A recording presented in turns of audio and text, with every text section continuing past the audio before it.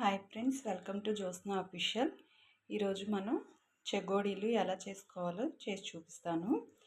ఈ చెగోడీలు చేసుకోవటం కోసం ముందుగా పచ్చిశనగపప్పును తీసుకుని ఒక 2 గంటల పాటు రెండు గంటల ముందుగానే పచ్చిశనగపప్పును తీసుకుని ఇలా నానబెట్టుకోవాలి. ఇలా నానబెట్టుకున్న పచ్చిశనగపప్పుని ఇప్పుడు 2-3 సార్లు శుభ్రంగా కడిగేసి మనం డ్రై చేసుకోవాలి. ఇలా కడిగిన పచ్చిశనగపప్పుని మనం ఒక పొడి క్లాత్లో వేసుకుని ఇలా ఆరబెట్టుకోవాలి. ఇప్పుడు ఇంకా ప్రాసెస్లోకి వెళ్ళిపోదాం.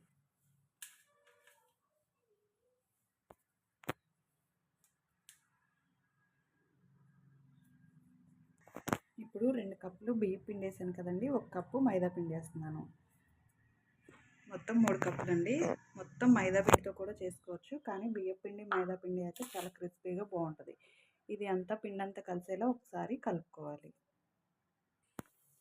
మొత్తం బియ్యం పిండితో కూడా చేసుకోవచ్చు, మొత్తం మైదా పిండితో కూడా చేసుకోవచ్చు, కానీ ఇలా 2 కప్పుల బియ్యం పిండి 1 కప్పు మైదా పిండి వేసుకుని చేసుకోవటం వల్ల చక్కగా క్రిస్పీగా బాగుంటాయి చెగోడీలు.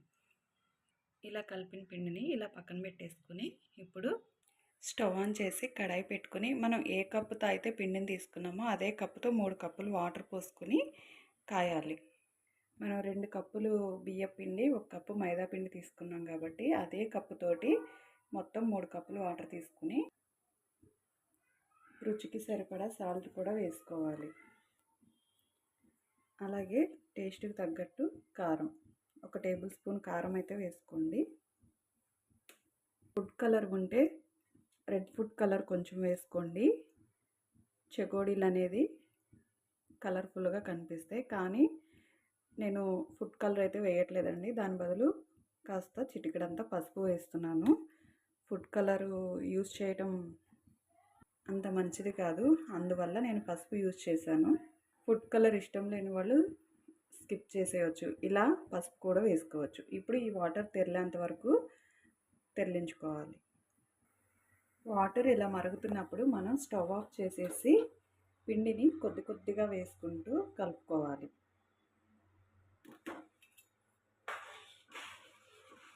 ఇలా పిండి మొత్తం వేసుకుని వాటర్లో కలుపుకోవాలి. ఇలా కలుపుకున్న పిండిని కాస్త గోరువెచ్చగా అయ్యేంత వరకు పక్కన పెట్టుకోవాలి. ఇప్పుడు ఈ పిండిలోకి 2 టీ స్పూన్ల ఆయిల్ వేసుకోవాలి. ఇలా ఆయిల్ వేసుకోవటం వల్ల మనం కలుపుకున్నప్పుడు పిండి కలిపేటప్పుడు చాలా సాఫ్టీగా వస్తుంది. పిండి అంతా ఇలా కలుపుకున్న తర్వాత మూత పెట్టేసి ఒక పావు గంట సేపు పక్కన పెట్టాలి. చూసారా ఎంత సాఫ్టీగా చక్కగా వచ్చేసిందో పిండి కలుపుకున్నప్పుడు. ఇప్పుడు మూత పెట్టేసి ఒక పావు గంట పక్కన పెట్టేసుకోవాలి. మనం ఇలా కలుపుకున్న పిండిలో నుంచి ఇప్పుడు కొద్ది కొద్దిగా పిండిని తీసుకుంటూ చెగోడీలాగా చేసుకోవాలి. ఇలా రౌండ్ బాల్స్ లాగా చేసుకుని ఇలా అద్దుకోవాలి. మరీ సన్నగా చేయకూడదు, మరీ లావుగా చేయకూడదు, మీడియం సైజులో ఇలా చెగోడీలాగా చేసుకోవాలి. ఇలా చేసుకున్న తర్వాత మనం ఆరబెట్టుకున్న పచ్చిశనగపప్పుని ఇక్కడ వేసుకొని దీనిని ఇలా అద్దుకోవాలి. మరీ గట్టిగా ప్రెస్ చేయకూడదు, లైట్గా ఇలా ప్రెస్ చేస్తే చాలు, అతుక్కుపోతాయి. ఆ తర్వాత మనం చెగోడీల షేప్లో లాగా ఇలా తీసుకొచ్చి ఇలా కొద్దిగా ఇక్కడ ప్రెస్ చేసుకోవాలి. ఇలా ప్రెస్ చేయడం వల్ల ఆయిల్లో వేపినప్పుడు విడిపోకుండా ఉంటుంది. మన చెగోడీ అయితే రెడీ అయిపోయింది, చూసారు కదండి. అదే మనం ఫుడ్ కలర్ వేసినట్టయితే రెడ్గా చక్కగా కలర్ఫుల్గా కనిపించేవి. నేను ఫుడ్ కలర్ వేయలేదు కదండి, అందుకే మీకు ఎల్లోలా ఉన్నాయి. ఇంకా మొత్తం పిండిని కూడా ఇలాగే చేసుకోవాలి. చెగోడీలన్నీ ఇలా చేసుకున్న తర్వాత ఆయిల్లో డీప్ ఫ్రై చేసుకోవాలి. ఇప్పుడు స్టవ్ ఆన్ చేసి మరొక కడాయి పెట్టుకొని అందులోకి డీప్ ఫ్రైకి సరిపడా ఆయిల్ వేసుకోవాలి. ఆయిల్ బాగా కాగే వరకు, బాగా కాగిన తర్వాత మనము ఈ చెగోడీలని ఆయిల్లో వేసుకుని వేయించుకోవాలి. మనకి ఆయిల్ బాగా కాగిందో లేదో తెలుసుకోవడం కోసం కొద్దిగా పిండిని తీసుకుని ఇలా వేయాలి. అది పిండి ముద్ద అలా తేలి పైకి వచ్చేసింది కదండి. ఇప్పుడు ఆయిల్ బాగా కాగిపోయినట్టే.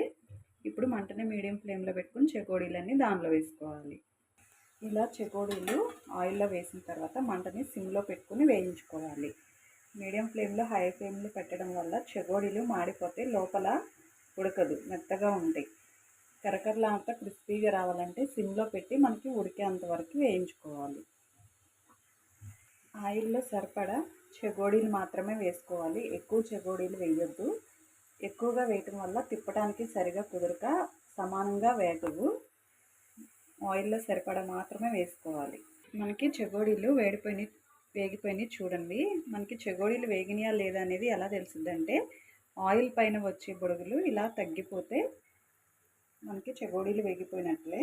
లేదంటే ఒక చెగోడీ తీసి విరిపి చూడండి, చక్కగా క్రిస్పీగా వస్తే వేగిపోయినట్లే.